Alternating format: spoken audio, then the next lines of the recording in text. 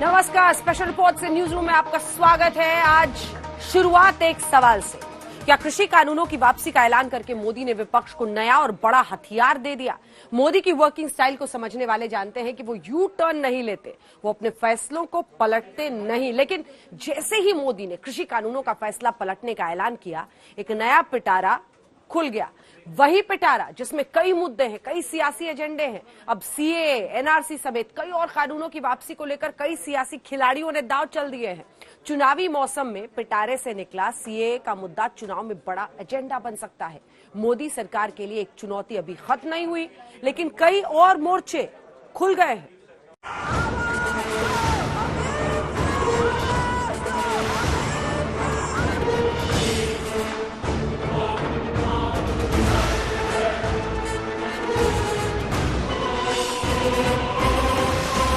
BJP ने मजहब की बुनियाद पर भारत के संविधान में फंडामेंटल राइट, उस कानून, उस फंडामेंटल राइट के खिलाफ कानून बनाया गया। और हम मुतालबा करते हैं कि सीएए कानून को भी वापस लिया जाए।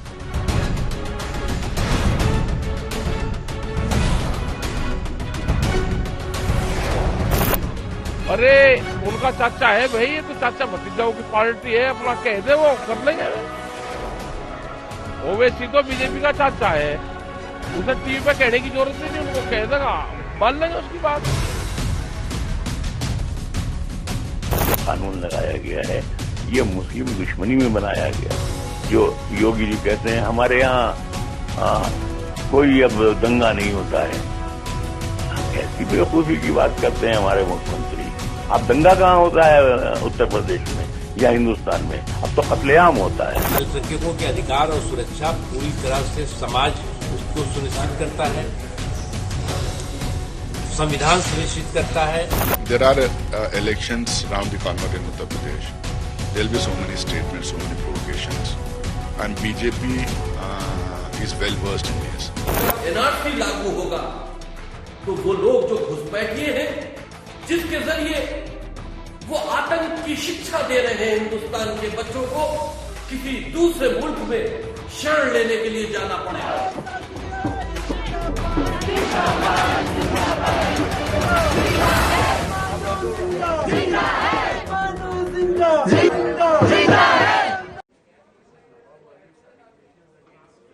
कृषि कानून की वापसी के प्रधानमंत्री के फैसले के आगे क्या है, ये हम आपको बताएं। उससे पहले दो बड़े नेताओं की कथनी जरा आपको सुनाते हैं। ब्रिटेन के प्रधानमंत्री सबसे पहले बेंजामिन डिज़रायली ने एक वक्त पर कहा था, I must follow the people, am I not their leader. मतलब जो लोग चाहते हैं वही मुझे करना चाहिए, मैं उनका नेता हूं। वहीं अमेरिकी राष्ट्रपति वुड्रो विल्सन का एक कथन है, leadership does not always wear the harness of compromise. उनका ये मतलब था कि जो फैसले लेने का जो कौशल है, जो नेतृत्व है, वो कभी भी समझौते की ढाल नहीं ओढ़ता। इन दोनों के बीच का लगभग समझ लीजिए प्रधानमंत्री नरेंद्र मोदी का कृषि कानूनों को वापस लेने का फैसला है। लेकिन अब इससे कई लोग अपने अपने तरीके से नई चुनावी गोटियां सेट कर रहे हैं। आपको दिखाते हैं कैसे एक पिटारा खुल गया और उसी पिटारे से क्या कुछ निकला है जिसमें सरकार की मुश्किलें बढ़ सकती हैं। ऐसे बड़े बड़े जो फैसले सरकार ने लिए, अनुच्छेद 370 को हटाए जाने का, सीए का, ये सब अब उसके खिलाफ विरोध की आग फिर से बढ़ सकती है। असंतोष, मृतक किसानों का मुद्दा हो, एमएसपी का मुद्दा, जिसको लेकर अजय मिश्रा टेढ़ी गृह राज्य मंत्री, जिनको लेकर किसानों ने अपने 6 मांगों वाली चिट्ठी में प्रधानमंत्री को सीधे लिखा है कि उन्हें बर्खास्त और गिरफ्तार करना चाहिए। तो ये पूरा पिटारा सरकार के खिलाफ एक तरह से इस एक फैसले के साथ खुल गया है। और खास तौर पर इस पिटारे में जब आप सीए का मुद्दा देखते हैं तो असदुद्दीन ओवैसी अपने जरिए अब कैसे इस पूरे मामले पर, कृषि कानूनों पर पहली बार सरकार ने अपने बनाए किसी कानून पर वापसी कदम लिया है। ऐसे में अब अपने तरीके से सीएए पर अपने पत्ते खोल रहे हैं असदुद्दीन ओवैसी। अपनी पॉलिटिक्स कैसे यूपी में ध्रुवीकरण इसके जरिए हो सके, इस रिपोर्ट से समझिए। हम मुतालबा करते हैं कि सीएए कानून को भी वापस लिया जाए। अगर एनपीआर और एनआरसी का कानून बनाएंगे तो हम दोबारा रोड पे निकलेंगे। यही पर भी कायम बात बनेगा इंशाअल्लाह ताला। बीजेपी ने मजहब की बुनियाद पर भारत के संविधान में फंडामेंटल राइट, उस कानून, फंडामेंटल राइट के खिलाफ कानून बनाया गया। पहचान लिए बीजेपी को, बीजेपी और मोदी और अमित शाह को। सियासत की दुनिया के इसी चेहरे और इसी तेवर का नाम है असदुद्दीन ओवैसी। भाषण ऐसा कि बड़े बड़े वक्ता भी ओवैसी के आगे फीके पड़ जाएं। उत्तर प्रदेश के बाराबंकी से असदुद्दीन ओवैसी ने जो कहा, उसी विचार पर सियासी तकरार बढ़ना तय है, क्योंकि उत्तर प्रदेश चुनाव में ध्रुवीकरण का नया चैप्टर खुल गया है। हम मुतालबा करते हैं कि CAA कानून को भी वापस लिया जाए। हमसे मीडिया वाले पूछ रहे हैं कि अगर नहीं करे तो क्या करेंगे। अगर NPR और NRC का कानून बनाएंगे तो हम दोबारा रोड पे निकलेंगे। यहीं पर भी शाहीन बाग बनेगा इंशाअल्लाह ताला, याद रखना। प्रधानमंत्री नरेंद्र मोदी ने राष्ट्रीय संबोधन में 3 कृषि कानूनों की वापसी का ऐलान किया था। तब AIMIM चीफ असदुद्दीन ओवैसी का कहना है कि जब तीनों कृषि कानूनों की वापसी मुमकिन है तो नागरिकता संशोधन कानून और NRC कानून की वापसी क्यों नहीं।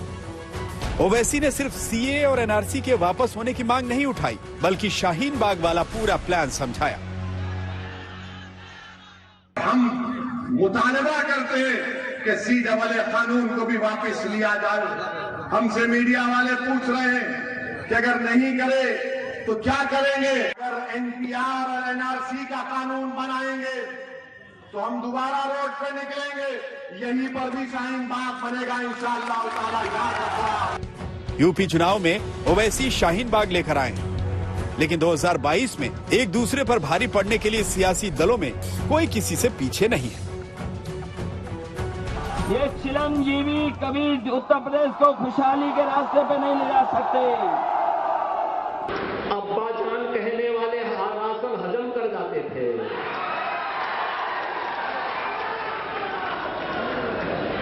तब कुशीनगर का राशन नेपाल पहुंच जाता था, बांग्लादेश पहुंच जाता था। अब तक ध्रुवीकरण का सियासी दांव चिलमजीवी बनाम जिन्ना जीवी तक केंद्रित था, लेकिन ओवैसी ने शाहीन बाग की एंट्री करवा दी। इस सियासी एंट्री की व्याख्या राकेश टिकैत ने पर्दे के पीछे चचा भतीजे वाले खेल से की है। अरे उनका चाचा है भाई, ये तो चाचा भतीजाओं की पार्टी है, अपना कह दे वो कर लेंगे। ओवैसी तो बीजेपी का चाचा है, उसे टीवी पे कहने की जरूरत ही नहीं, उनको कह देगा, मान लेंगे उसकी बात। आपको लगता है कि बीच में ना हो यार। हम तो कह रहे हैं कि चाचा भतीजों का मामला है, उनका दोनों का निपटा लेंगे, उनकी घर की बात है ये। ओवैसी और बीजेपी को टिकैत ने चाचा भतीजा बताया। हालांकि ओवैसी का दावा है कि उत्तर प्रदेश में वो 100 सीटों पर लड़ेंगे और बड़ा उलटफेर करेंगे। आने वाले विधानसभा में हमारे कैंडिडेट्स की, हमारे उम्मीदवारों की कामयाबी मिले। हमको यकीन है कि पिछले 5 साल पहले जो हमारा परफॉर्मेंस था उससे बेहतर इंशाल्लाह हमारी पार्टी, हमारे कैंडिडेट्स परफॉर्म करेंगे, कामयाब होंगे, जीतेंगे। और उसी के लिए हम कोशिश कर रहे हैं, मेहनत कर रहे हैं। पूरा संगठन, पूरे लोग, जिम्मेदार लोग मेहनत कर रहे हैं। हम तो पहले ही हमारे पार्टी के अध्यक्ष ने इस बात का अनाउंसमेंट किया, ऐलान किया कि MIM पार्टी 100 असेंबली सीट पर चुनाव लड़ने की तैयारी कर रही है। अब किसी से अलायंस होता है या नहीं होता है ये तो वक्त ही बताएगा, बट जहां तक हमारी पार्टी को इलेक्शन लड़ना है हम पूरी तैयारी के साथ कोशिश कर रहे हैं, मेहनत कर रहे हैं, इलेक्शन चुनाव लड़ेंगे। अब अलायंस किससे होगा नहीं होगा ये तो ठीक है, आने वाले वक्त में पता चलेगा। खुद को मुसलमानों का सबसे बड़ा नेता साबित करने में जुटे ओवैसी हर पैतरा आजमा रहे हैं, लेकिन इस खेल में वो अकेले नहीं। उत्तर प्रदेश में ताल ठोकने वाली सभी पार्टियां ध्रुवीकरण में पीछे नहीं। राष्ट्रपिता महात्मा गांधी, जवाहरलाल नेहरू, जिन्ना एक ही संस्था में पढ़ करके बैरिस्टर बन करके आए थे। एक ही जगह पर पढ़ाई लिखाई की उन्होंने, वो बैरिस्टर बने। उन्होंने आजादी दिलाई। उन्हें किसी भी तरीके से किसी का भी संघर्ष करना पड़ा होगा तो वो पीछे नहीं हटे। भारत को अपमानित करने वाले, भारत के आन मान शान के साथ गुस्ताखी करने वाले, देश की और प्रदेश की जनता जनार्दन, गरीब गांव, गरीब किसान, नौजवान और महिलाओं के हकों पर डकैती डालने वाले, भारत की आस्था को आहत करने वाले आतंकवाद समर्थक जिन्नावादी भी दूसरी तरफ खड़े होते हुए दिखाई देंगे। मैं निवेदन करूंगा, उंगली सही जगह पड़े इसकी चिंता करना प्रजातंत्र में बहुत जरूरी है। गलत जगह पड़ जाए तो जिन्ना याद आता है, सही जगह पड़ जाए तो राष्ट्रभक्त आगे खड़े हो जाते हैं और देश को आगे बढ़ा ले जाते हैं। इस बात को समझना चाहिए। कोई अब्बा जान पर अटका है, कोई जिन्ना पर लटका है, लेकिन ये संयोग नहीं बल्कि चुनावी प्रयोग है। संतोष शर्मा के साथ आज तक ब्यूरो। सियासी बिसात पर चाल बिछ चुकी है। ओवैसी ने जो पासा फेंका वही पासा अब तमाम सियासी दल फेंकने की कोशिश कर रहे हैं। तो क्या कृषि कानून की वापसी के बाद देश भर में सीए एनआरसी की वापसी के लिए एक नई जमीन तैयार हो रही है? आगे क्या होगा? तमाम विपक्षी दल क्या सोच रहे हैं? आज आपको सुनना और समझना चाहिए। मुस्लिम नेता को बिठाया था। इधर ओवैसी ने उत्तर प्रदेश चुनाव में सीए की वापसी का मुद्दा उठाया, उधर सियासी गलियारे से लेकर धर्म के अखाड़े तक माहौल बनना शुरू हो गया। नजरिया ये है और हम ये समझते हैं कि चूंकि जनता की ताकत हर ताकत से मुल्क की, चाहे वो असेंबली की हो या पार्लियामेंट की हो, जनता की ताकत उससे ज्यादा भारी और भरकम ताकत है। इसलिए मुसलमानों के सिलसिले के अंदर भी इस बिल को वापस लिया जाए जो वो बना रहे हैं। देखिए, जिस तरीके से भारत की सरकार ने और हमारे वजीर आजम ने किसानों के हुकूक को मद्देनजर रखते हुए तीनों कृषि कानून को वापस लेने की घोषणा की है, हम इसका इस्तकबाल करते हैं और हम वजीर आजम से ये गुजारिश करते हैं कि सीए और एनआरसी के नाम पर जो काला कानून पास किया गया है उसको भी कहीं न कहीं वापस लेने की ज़रूरत है, इसलिए कि ये कानून हमारे मुल्क के संविधान के खिलाफ है, दस्तूर के खिलाफ है और बड़े पैमाने पर मजहब की बुनियाद पर धर्म गुरुओं ने सीए रद्द करने की मांग उठाई तो कांग्रेस के राज्यसभा सांसद नसीर हुसैन ने भी अपनी आवाज बुलंद की। There are elections round the corner in Uttar Pradesh. There will be so many statements, so many provocations, and BJP is well versed in this. They know how to use smaller parties to their benefit, and especially to get provocative statements and get the election polarized and win the elections. There are so many B teams of BJP working round the clock during every election, and I think they will do the same thing. But Congress stands the same. Samajwadi party के नेता अबू आजमी एक कदम और आगे बढ़ गए और पूरे मुद्दे को कम्युनल रंग दे दिया।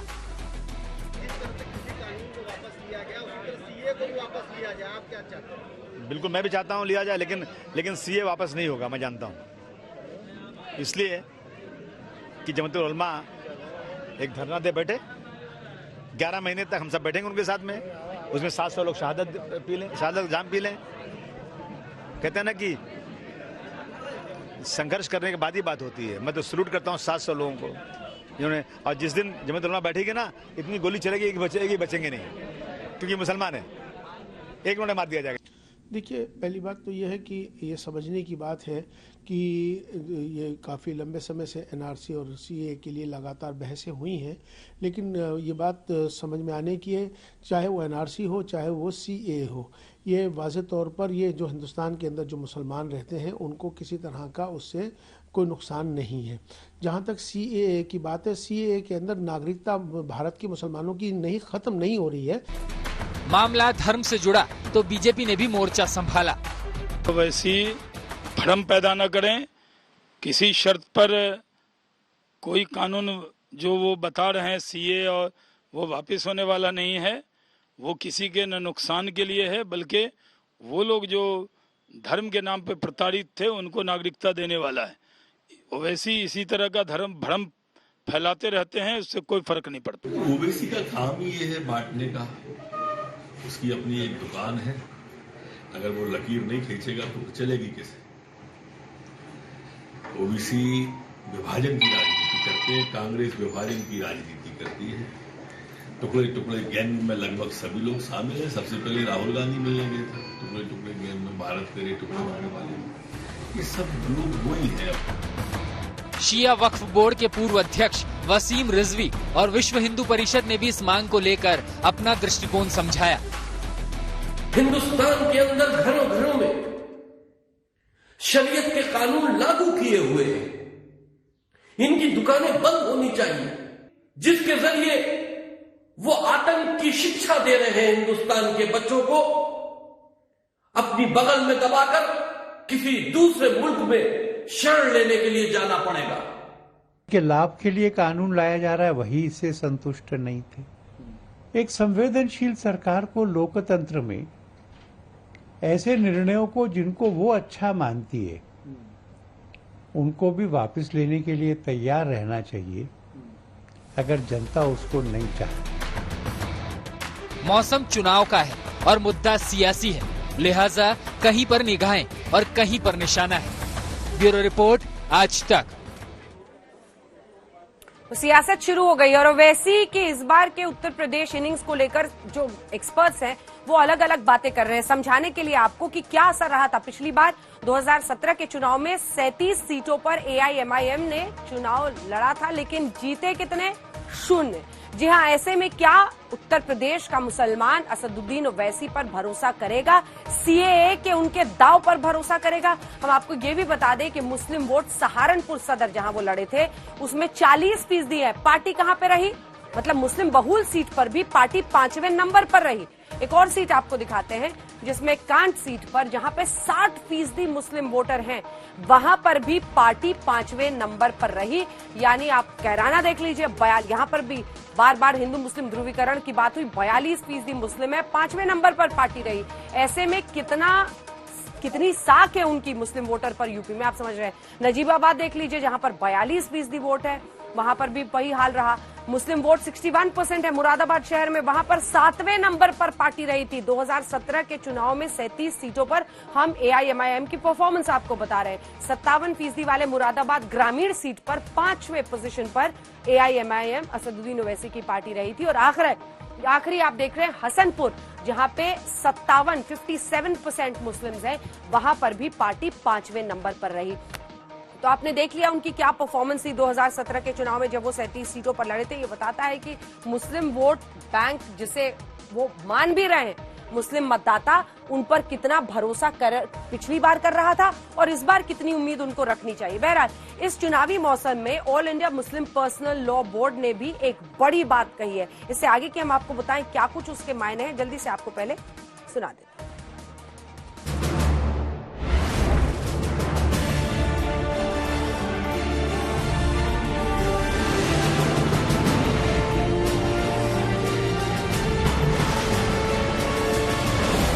सियासत और धर्म का रिश्ता जुदा नहीं है। उत्तर प्रदेश में तो धर्म और राजनीति की जुगलबंदी के बिना कुछ नहीं। तभी तो पक्ष और विपक्ष के सियासी तर्कश से निकलने वाले तीरों का निशाना एक है।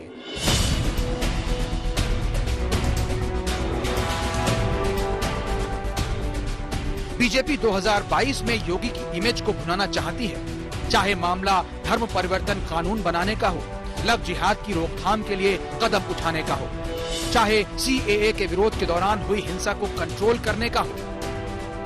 ये मुद्दे बीजेपी की राजनीति को सूट करते हैं और विपक्ष इन मुद्दों पर बीजेपी को घेरता आया है।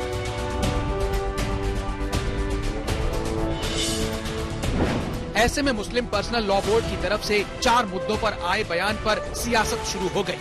पहला मुद्दा है सीएए, दूसरा कॉमन सिविल कोड, तीसरा ईश निंदा के खिलाफ कानून की मांग और चौथा मुद्दा है धर्म परिवर्तन।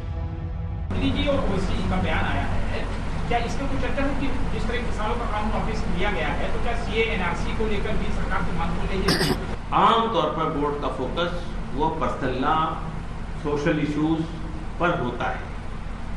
तो और दूसरी बात यह कि सीए एनआरसी के सिलसिले में जो हमारी अलग अलग संस्थाएं हैं उनके तरफ से मुतालबा किया गया है, उसको रिपीट करने की जरूरत महसूस नहीं, चूंकि वो चीज इस्टेब्लिश है इसलिए उससे चर्चा नहीं की। दरअसल सीएए के साथ all India Muslim personal law board ने समान नागरिक संहिता पर बड़ी बात कही। बोर्ड का कहना है कि मुस्लिम समाज कॉमन सिविल कोड को कबूल नहीं करेगा। कॉमन सिविल कोड देश में लागू नहीं होना चाहिए। वहीं ईश निंदा के खिलाफ देश में नया कानून बनना चाहिए। यानी जिन्ना प्रकरण पर राजनीतिक चढ़ाई लड़ाई के बीच धर्म पर नया युद्ध शुरू हुआ है। मुस्लिम पर्सनल लॉ बोर्ड ने सिविल कोड का सवाल सुलझा दिया है। हमने ये मुतालबा किया है, ये डिमांड की है कि किसी भी ग्रोह के हिंदुस्तान के अंदर जितने भी लोग हैं, जितने भी तबके हैं, जितने भी समुदाय हैं उनके जो राइट्स हैं उसमें हुकूमत को मुदाखलत नहीं करनी चाहिए, उसमें इंटरफेयर नहीं करना चाहिए। और जितने भी तबकात हैं, जितने भी गिरोह हैं, जितने भी कल्चरल गिरोह हैं, रिलीजियस गिरोह हैं, उनके साथ नाइंसाफी नहीं होनी चाहिए। अनुच्छेद 44 इस बात का उपबंध करता है कि भारत की सरकार इस देश में समान नागरिक संहिता को लागू करने का काम करे। इस देश में सबके लिए एक तरह के, एक बराबर के कानून होने चाहिए, लेकिन all India Muslim personal law board को कुछ मसलों पर सरिया कानून चाहिए होता है। लेकिन जब दंडात्मक विधियों के बारे में कहा जाए तब उन्हें सरिया कानून नहीं चाहिए। जो सरिया कानून ये प्रावधान करता है कि चोरी किए जाने पर हाथ काट लिए जाएं, ऐसे मसलों पर अगर सरिया कानून की वकालत करते तो बेहतर होता। सियासत अपनी जगह है, लेकिन मुस्लिम धर्मगुरु भी पर्सनल लॉ बोर्ड की मांगों को सही मान रहे हैं। दरअसल यूपी में धर्म वाली सच्चाई से फिर सामना हो रहा है और इस बार तो लड़ाई जरा और भी टेढ़ी है, क्योंकि मुस्लिम वोट के दावेदार 4 हैं। अखिलेश यादव की समाजवादी पार्टी, मायावती की बहुजन समाज पार्टी, प्रियंका गांधी वाड्रा की कांग्रेस पार्टी और ओवैसी की AIMIM। तो क्या इन मुद्दों से मुस्लिम वोट मिलेगा? केंद्रीय मंत्री रामदास अठवले ने CAA पर बड़ा बयान दिया। नहीं, CAA और NRC जो है, अभी हर कानून पीछे ले लो बोलेगे तो फिर मंत्रिमंडल की भी आवश्यकता नहीं है, फिर पार्लियामेंट की भी आवश्यकता नहीं है।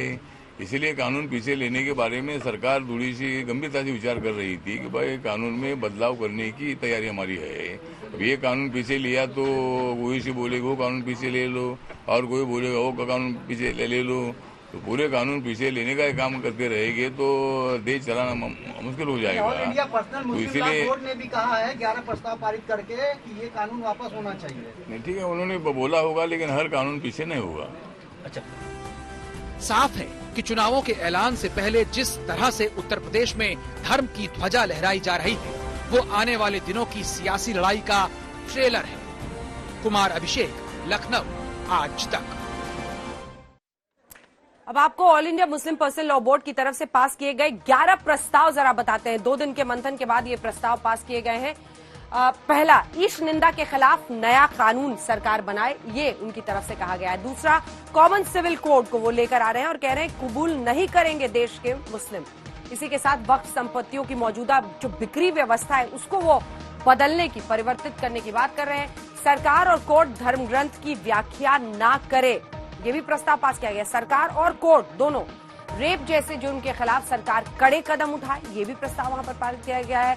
त्रिपुरा में अल्पसंख्यकों पर अत्याचार रुकना चाहिए, त्रिपुरा का जिक्र आज के प्रस्ताव में किया गया। फिजूल खर्ची नहीं, शरीयत के मुताबिक निकाह हो, ये उनके धर्म के हिसाब से वहां पर परिवर्तन की बात है। रीति रिवाज में विद्वान और वकील इस्लाम के प्रति जागरूकता लोगों की बढ़ाए, इसकी भी बात की गई 11 प्रस्तावों में से एक में। इस्लाम में लालच या जबरदस्ती धर्म परिवर्तन नहीं है, ये भी एक बार फिर से लोगों के बीच पहुंचाया जाए। सोशल मीडिया पर इस्लाम विरोधी पोस्ट पर सरकार एक्शन ले, उसके खिलाफ कार्रवाई हो और काशी और मथुरा की मस्जिदों को लेकर अफवाह को रोकने की भी प्रक्रिया की शुरुआत हो। तो ये आपने all India Muslim personal law board की तरफ से जो आज 11 प्रस्ताव पास किए गए हैं उस पर डालिए। अब आपको सुनाते हैं RSS प्रमुख मोहन भागवत के एक बयान पर आखिर आज बवाल क्यों मचा हुआ है, ये रिपोर्ट देखिए।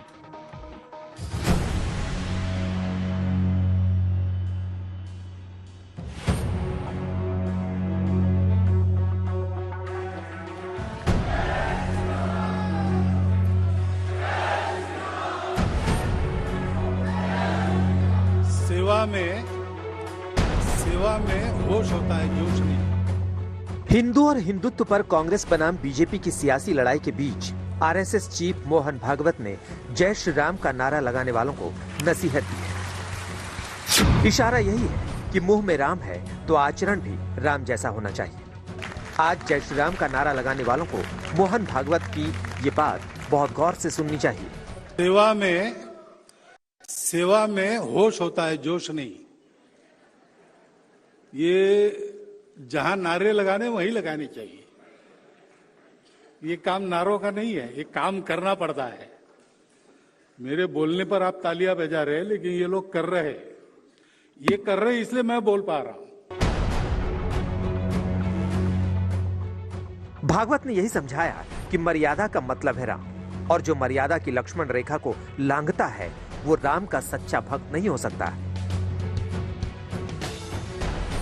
दरअसल भागवत की टिप्पणी को उन लोगों से जोड़कर देखा जा रहा है जो जय श्री राम के नाम पर इंसानियत को शर्मसार कर देते हैं। कई ऐसे आपराधिक मामले सामने आए हैं जहां पर एक समुदाय के लोगों से जबरन नारा लगवाने की कोशिश की गई और नारा नहीं लगाने पर मारपीट की गई। यानी संदेश साफ है कि राम के नाम को बदनाम न किया जाए। आज तक ब्यूरो। तो सुना आपने मोहन भागवत के किस बयान पर आज बवाल मचा हुआ है। अगली खबर का रुख करते हैं। 19 नवंबर को जब प्रधानमंत्री नरेंद्र मोदी तीनों कृषि कानूनों को वापस लेने का ऐलान कर रहे थे तो लगा था कि किसान आंदोलन अब खत्म हो जाएगा, लेकिन एक साल से चल रहे किसान आंदोलन के खत्म होने के आसार बिल्कुल नहीं दिख रहे। जिस तरह से किसानों ने उत्तर प्रदेश की राजधानी लखनऊ में महापंचायत बुलाई, उससे लगता है कि जैसे किसानों और सरकार के बीच यलगार का नया बिगुल पच चुका है।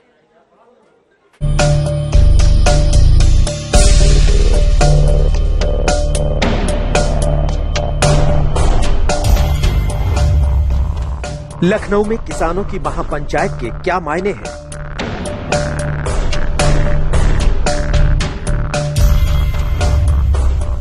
अब उत्तर प्रदेश की राजधानी में क्यों गरज रहे हैं किसान?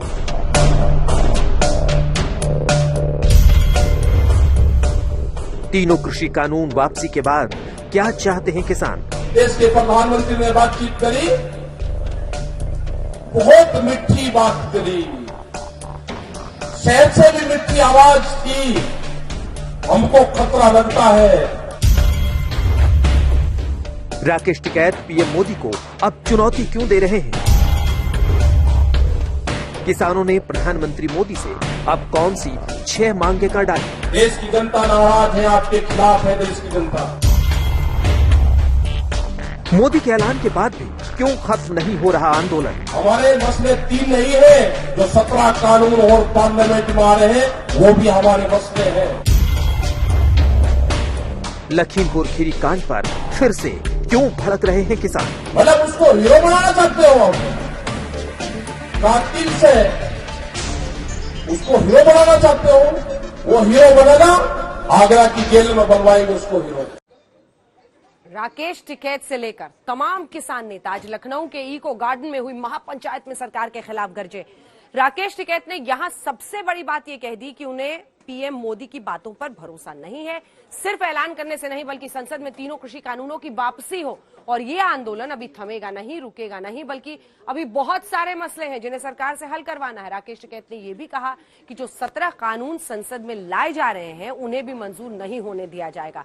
देश भर में उनका विरोध होगा। सरकार या तो बातचीत कर ले, नहीं तो हम जाने वाले नहीं हैं। ये आंदोलन हमारा पूरे देश भर में चलेगा, हम उनकी खिलाफत पूरे देश भर में करेंगे। लखनऊ में किसान नेता राकेश टिकैत गरज रहे हैं। हमारे मसले बहुत हैं, सरकार हमसे बातचीत कर ले, बातचीत से इसका समाधान निकाल ले। जिस हिसाब से देश के प्रधानमंत्री ने बातचीत करी, बहुत मिठी बात करी, शहद से भी मिठी आवाज थी, हमको खतरा लगता है। देश का प्रधानमंत्री इतनी मिठी बात करे, हमको शक होता है पूर्ण रूप से। कमजोर नहीं, हम चाहते हैं कि देश का प्रधानमंत्री मजबूत रहे, लेकिन हमारे मसले भी ठीक करें। हसन मुल्ला किसान आंदोलन को और भड़का रहे हैं। इसके आंदोलन के चलते हमारा 700 के करीब साथियों शहादत दी। हमारा ऊपर कितना ना किया जुल्म हुआ, कितना ना कितना बदनाम हुआ, मगर किसान पीछे नहीं हटा। किसान ने ऐलान किया था हमारा 700 कॉमरेड शहीद हुआ, 60,000 भी होगा तब हम नहीं जाएंगे जब तक हमारा जीत नहीं होगा। योगेंद्र यादव कृषि कानून का डेथ सर्टिफिकेट मांग रहे हैं। मैंने एक बार बार बोली, मैंने कहा भाई देखो ये 3 कानून तो मर चुके हैं, ये बात मैं पिछले 6 महीने से बोल रहा हूं। फिर हमारे साथी पूछते थे जी कानून मर गए तो हम आंदोलन क्यों कर रहे हैं। मैं कहता था भाई कानून तो मर गए, लेकिन डेथ सर्टिफिकेट नहीं मिला है। डेथ सर्टिफिकेट लेके जाएंगे और आपकी इस सभा का कुछ असर होगा कि सभा की घोषणा और सभा के होने के बीच में प्रधानमंत्री ने कह दिया ठीक है जी, डेथ सर्टिफिकेट दे देंगे हम इसका। सीपीआई नेता अतुल अंजान अब किसानों की महारैली मोदी की लोकसभा क्षेत्र वाराणसी में करवाना चाहते हैं। कि अभी तो ये लखनऊ में, राजधानी उत्तर प्रदेश में, जहां चुनाव है फरवरी मार्च में, वहां रैली है। अब रैली करनी चाहिए हमें कहां जानते हैं? बनारस में प्रधानमंत्री के संसदीय क्षेत्र में लाखों की संख्या में इकट्ठा करके उस बनारस को गंगा के किनारे भगवान शंकर के काशी के समय उठा देना चाहिए कि अब उत्तर प्रदेश में और देश में जालिमों की हुकूमत नहीं रहेगी, अब जुल्म नहीं रहेगा। कई किसान नेता तो किसान विरोधी सरकार को कुर्सी से उतार फेंकना चाहते हैं।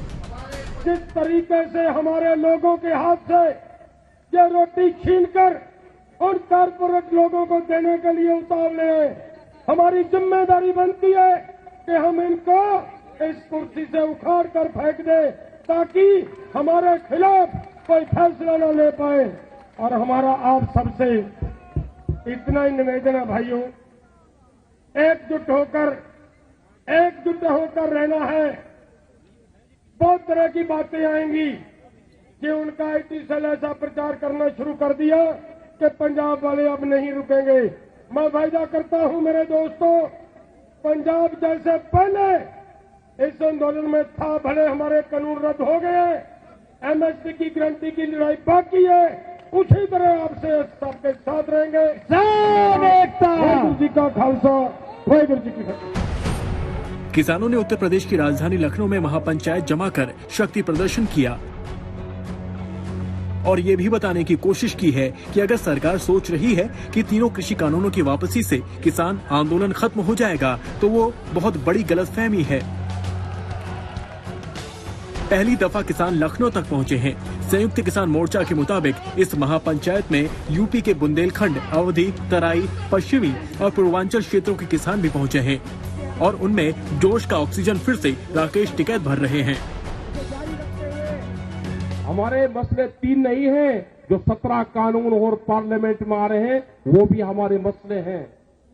सरकार या तो बातचीत कर ले, 16 माथी बातचीत कर ले सरकार, नहीं तो हम जाने वाले नहीं हैं। ये आंदोलन हमारा पूरे देश भर में चलेगा, हम उनकी खिलाफत पूरे देश भर में करेंगे। पूरा संयुक्त मोर्चे के लोग पूरे देश में मीटिंगें करेंगे। जो आपकी कारगुजारी है वो बताएंगे हम। आप नहीं मान लो कि आपके खिलाफ मूवमेंट चलेंगे, पूरे देश भर में आंदोलन चलेंगे। लखनऊ के इको गार्डन में हुई इस किसान महापंचायत का एजेंडा साफ है। प्रधानमंत्री मोदी ने तीनों कृषि कानूनों की वापसी का ऐलान किया है, उन पर उन्हें विश्वास नहीं है। जिस संसद में ये तीनों कृषि कानून बने, उसी संसद में इन तीनों कानूनों की विदाई भी हो, साथ ही एमएसपी गारंटी कानून बने, वरना ये आंदोलन खत्म नहीं होगा। बॉर्डर पर आप लोग बैठे हैं, किसान बैठे हैं, तो क्या किसान बैठे रहेंगे? कब तक बैठे रहेंगे? अभी तो है वही, अभी देखते हैं 29 तारीख में क्या होता है। और एमएसपी पे गारंटी कानून चाहिए। तो क्या ये माना जाए कि जब तक एमएसपी पर गारंटी की कानून नहीं आता, तब तक आपका स्टैंड वही रहेगा? तो वही है। सरकार बात तो करे ना कि भाई सरकार ये कहती है कि हम किसानों के फायदे के लिए काम करें। एमएसपी पे अगर सरकार कानून बना देगी तो उससे नुकसान होगा या फायदा होगा, सरकार बता दे।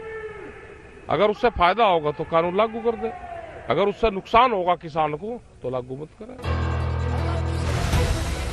और सरकार पर दबाव बनाने के लिए किसानों ने आंदोलन की नई रणनीति भी तैयार की है। 26 नवंबर को किसान बड़ा आंदोलन करने की बात कर रहे हैं। 26 नवंबर को दिल्ली के सारे बॉर्डर्स पर किसान प्रदर्शनकारी मौजूद रहेंगे। 28 तारीख को महापंचायत भी होगी। 29 नवंबर को संसद तक ट्रैक्टर रैली भी की जाएगी। ये बातचीत के माध्यम से संयुक्त मोर्चे से ये समझौता कर ले, ये बातचीत से हल निकाल ले। देश की जनता नाराज है, आपके खिलाफ है देश की जनता। तीनों कृषि कानूनों पर भी पीएम मोदी के ऐलान के बाद किसानों का जोश और भी उफन रहा है और लखनऊ की महापंचायत से ये भी साफ हो गया है कि सरकार से बातचीत के बिना किसानों की घर वापसी नहीं हो रही। कुमार अभिषेक, लखनऊ, आज तक। दरअसल संयुक्त किसान मोर्चा ने प्रधानमंत्री मोदी को एक चिट्ठी लिखकर 6 मांगे उठाई हैं। पीएम मोदी को लिखे इस खुले खत में संयुक्त किसान मोर्चा ने कहा है कि कृषि कानूनों को रद्द करना इस आंदोलन की एकमात्र मांग नहीं थी। इस खत में किसान संगठन ने 3 और मांगे जोड़ी है और कुल 6 मांगे पूरी करने के लिए पीएम मोदी को खत लिखा है। क्या है वो 6 मांगे, आइए आपको दिखाते हैं। सबसे पहले एमएसपी कानून बनाया जाए ताकि हर किसान को अपनी फसल पर न्यूनतम समर्थन मूल्य पर खरीद की गारंटी मिले। नंबर 2, विद्युत अधिनियम संशोधन विधेयक 2020-21 के ड्राफ्ट को वापस लिया जाए। तीसरा, राष्ट्रीय राजधानी क्षेत्र और उससे जुड़े क्षेत्रों में वायु गुणवत्ता प्रबंधन के लिए आयोग अधिनियम 2021 में किसानों को सजा देने के प्रावधान को हटाया जाए। पराली जलाने वाला जो प्रावधान है उसके खिलाफ दिल्ली, हरियाणा, चंडीगढ़, यूपी और अनेक राज्यों में किसानों पर आंदोलन के दौरान हुए मुकदमे वापस हो। 5वां, लखीमपुर खीरी कांड के सूत्रधार और सेक्शन 120B के अभियुक्त अजय मिश्रा टेनी को बर्खास्त और गिरफ्तार किया जाए। 6ठा, आंदोलन के दौरान मारे गए 700 किसानों के परिवारों को मुआवजा मिले, उनका पुनर्वास हो, सिंघू बॉर्डर पर उनके लिए शहीद स्मारक बने। तो ये कुल 6 मांगों के साथ खत पीएम को लिखा गया है। और आइए अब आपको दिखाते हैं राकेश टिकैत से हमारी एक्सक्लूसिव बातचीत। आइए सीधा रुख करते हैं। इस वक्त हमारे साथ राकेश टिकैत जी, भारतीय किसान यूनियन के नेता और राष्ट्रीय प्रवक्ता जुड़ गए हैं। आज आप भी लखनऊ में हैं टिकैत साहब, और बीजेपी अध्यक्ष भी वहीं पर हैं। वो सरकार की ईमानदारी दिखा रहे, लखनऊ में जी, सरकार की ईमानदारी दिखा रहे किसानों की तरफ से, और उन्होंने कहा कि प्रधानमंत्री नरेंद्र मोदी ने किसानों के लिए किसी भी किसान नेता से ज्यादा किया है। क्या कहेंगे आप इस पर? मतलब किसी भी किसान नेता से ज्यादा किया? प्रधानमंत्री ने किसानों के लिए ज्यादा काम किया तो करना ही है जब सब कुछ जी जवाब दें।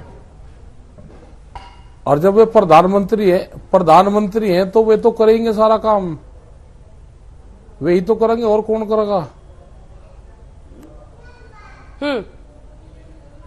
मतलब वो ये कह रहे हैं कि प्रधानमंत्री को किसानों की ज्यादा चिंता है, वो उनके हित में ही सोच रहे हैं। और ठीक है, सोचना चाहिए, देश के प्रधानमंत्री को सोचना चाहिए। एमएसपी पे भी सोच ले वे, एमएसपी का भी बड़ा सवाल है, उस पर भी सोच लेना चाहिए। अच्छा, अब चूंकि आप लोगों ने चिट्ठी भी लिखी है और 6 सूत्रीय उसमें मांगे हैं, तो क्या हम माने कि 6 के 6 मांगे सरकार मानेगी? हाँ जी। तीनों कृषि कानून के अलावा तभी आंदोलन खत्म होगा? आंदोलन खत्म करने की शर्त क्या है राकेश? नहीं, वो तो उस पर एक तो एमएसपी का उस पर सवाल है, और एमएसपी के साथ में जो लोग शहीद हुए हैं वो भी उसका सवाल है, क्योंकि उसका भी हमको जवाब मिल जाना चाहिए। तो ये सारे सवाल ही बैठ के बातचीत से समाधान होगा इसका। सरकार बैठे और इसको समाधान की तरफ लेकर चले इस आंदोलन को, जो आंदोलन चल रहा है। तो सरकार जब बैठ जाएगी तो समाधान निकल जाएगा। वो बैठ नहीं रही, राज्य है कि बैठती नहीं सरकार, वो बैठे तो समाधान तो निकलेगा, लेकिन निकलेगा बैठने से, बातचीत से। पिछली बार भी तो आपने 11 राउंड की बातचीत की थी टिकैत साहब, कहां कुछ निकला था? क्योंकि अब देखिए, मैं जो आपसे पूछ रही हूं उसका जवाब मुझे दीजिए। उसी में से ठीक है, एक सवाल पूरा सुन लीजिए, अच्छे से लंबा जवाब दीजिएगा। मैं आपसे ये पूछ रही हूं कि जो शर्तें रखी गई है उसमें 6 बातें हैं सर। एक तो एमएसपी कानून की लीगल गारंटी हो, कानूनी प्रावधान हो, कानूनी हक बने हर किसान का। दूसरा, अजय मिश्रा टेनी की बर्खास्तगी और गिरफ्तारी हो। फिर पराली जलाने पर जो सजा का प्रावधान हो वो खत्म हो। शहीद स्मारक बने और उचित व्यवस्था उनके परिवारों के लिए। अब मैं आपसे पूछ रही हूं कि क्या कृषि कानूनों की वापसी संसद से और 6 के 6 माने तभी आंदोलन खत्म होगा, या फिर एमएसपी पर मान जाए तो आंदोलन खत्म हो जाएगा? एक क्लैरिटी जो आप लोगों की सोच है वो हमारे दर्शक समझना चाहेंगे। इसमें जब तक बातचीत करने सरकार नहीं बैठेगी, कुछ इसमें सवाल ये है कि वे बाद के लिया भी छोड़ने जा सकते हैं, और इन 6 से अलग भी है कि जिसपे सरकार उससे कमेटी बनकर बातचीत होती रहेगी। कुछ ये है कि अभी हो जाए, कुछ में सरकारों का 1 पैसा भी नहीं लगना, एमएसपी पे कोई सरकार का 1 रुपया नहीं लगना, एमएसपी पे मुकदमों में 1 रुपया नहीं लगना सरकार का। जो लोग शहीद हुए हैं उनको सरकारों को कंपनसेशन सरकारों को देना चाहिए, ये एक हमारी डिमांड रहेगी। और जो मसले हैं वो तो बातचीत में आ जाएंगे, वे उसके लिए तो बातचीत होती रहेगी, वो बातचीत में आ जाएंगे। ये 2-3 चीजें क्लियर हो जाए जिसमें 1 रुपया नहीं लगना, सरकार अगर बैठेगी तो इसका समाधान निकल जाएगा। अच्छा, पिटारा खुल गया है सरकार के खिलाफ, क्योंकि अब उधर असदुद्दीन ओवैसी भी कह रहे हैं कि हम सीए पर यहां शाहीन बाग बना देंगे यूपी में। और बीजेपी का इनका तो समझौता है, ये उससे बनवाना चाहेंगे तो बनवा सकते हैं। किसका किसका समझौता है भाई? बीजेपी ये तो आपस में तो है दोनों, ओवैसी और बीजेपी का। देश की जनता यही कहती है, गांव के सब लोग यही तो बताते हैं कि दोनों का आपस में समझौता है। धन्यवाद आपका राकेश टिकैत जी। राकेश टिकैत ने कहा कि जिस समय नरेंद्र मोदी गुजरात के मुख्यमंत्री थे तब उन्होंने एक रिपोर्ट भारत सरकार को भेजी थी जिसमें एमएसपी पर गारंटी कानून बनाने की सिफारिश की थी। आखिर अब उसे क्यों लागू नहीं किया जा रहा? सरकार को अपनी बात समझाने में किसानों को 1 साल का समय लगा। हम आपको बता दें कि पंजाब के पूर्व मुख्यमंत्री कैप्टन अमरिंदर सिंह ने कहा है कि कोई भी राष्ट्रवादी व्यक्ति जो हमारे किसानों के बारे में उनके हित में सोचता है वो पीएम मोदी द्वारा 3 कृषि कानूनों को निरस्त करने की घोषणा का स्वागत करेगा। लखनऊ में किसान महापंचायत के मायने समझिए। एक तो यूपी में चुनाव है और किसान इस महापंचायत से बताना चाहते हैं कि अगर सरकार उनकी मांगे नहीं मानती है तो उसे यूपी चुनाव में खामियाजा भुगतना पड़ सकता है। दूसरी तरफ किसान संगठन अभी तक लखीमपुर खीरी कांड को नहीं भूले हैं। जिस तरह से लखीमपुर खीरी में किसानों को गाड़ी से रौंदा गया, वो आज भी केंद्रीय गृह राज्य मंत्री अजय मिश्रा टेनी के खिलाफ भड़क रहे हैं। राकेश टिकैत ने महापंचायत के मंच से कहा कि 24 नवंबर को बिलराया चीनी मिल के उद्घाटन के मौके पर अजय मिश्रा टेनी को मुख्य अतिथि बनाया गया है। ऐसे में अगर मुख्य अतिथि को नहीं बदला गया तो किसान मिल गेट पर आंदोलन करेंगे। वो मिल का गन्ना डीएम के ऑफिस में जाएगा और डीएम के ऑफिस से गन्ना मिल में जाएगा। ये ध्यान से सुन लेना, ये बर्दाश्त नहीं करेगा किसान। और हम 7 तारीख के बाद में 3 दिन लखीमपुर खीरी में रहेंगे, उन शहीद परिवारों से मिलेंगे, जो किसान हमारे जेल में गए उनसे मिलेंगे। ये हमारे 3 दिन के प्रोग्राम हम वहां पर रखेंगे। तो आप जाके प्रशासन को कह दो विरोध नहीं करना, सिर्फ प्रशासन को कह दो कि टेनी आएगा तो गन्ना डीएम के ऑफिस में लेके जाएंगे। संघर्ष होने दो, संघर्ष होने दो, आप जो भी होगा। मतलब उसको हीरो बनाना चाहते हो आप। उधर बीजेपी किसान नेताओं को ललकार रही है। गोरखपुर में बीजेपी अध्यक्ष जेपी नड्डा ने सीधा किसान नेताओं पर हमला बोला। उन्होंने कहा कि प्रधानमंत्री नरेंद्र मोदी ने किसानों के लिए किसी नेता से कहीं ज्यादा काम किया है। उत्तर प्रदेश में 2,54,00,000 किसानों को 10 किश्तों में किसान की सम्मान निधि पहुंचाई गई है। यह भी हमको ध्यान में रखना चाहिए। 2400 रुपए की खाद की बोरी मोदी जी ने 1200 रुपए में आपको पहुंचाई है। यानी एक बोरी अगर लेने जाते थे, आज एक बोरी मुफ्त की लेकर के आओ, मोदी जी के नाम पर लेकर के आओ। किसान अब जिस न्यूनतम समर्थन मूल्य और अब आपको दिखाते हैं कैसे महाराष्ट्र सरकार के मंत्री नवाब मलिक ने एनसीबी के जोनल डायरेक्टर समीर वानखड़े पर नया धमाका किया है। जी हां, नवाब मलिक ने एक समीर वानखड़े के निकाह की तस्वीर ट्वीट की है। इस तस्वीर में समीर वानखड़े एक मौलाना के साथ दिख रहे हैं और किसी दस्तावेज पर दस्तखत कर रहे हैं। नवाब मलिक ने इस फोटो को ट्वीट करते हुए लिखा, कबूल है, कबूल है, कबूल है। ये क्या किया तूने समीर दाऊद वानखड़े। स्पेशल रिपोर्ट में इसी तस्वीर के साथ इतना ही। देश दुनिया की बाकी खबरों के लिए आप देखते रहिए आज तक।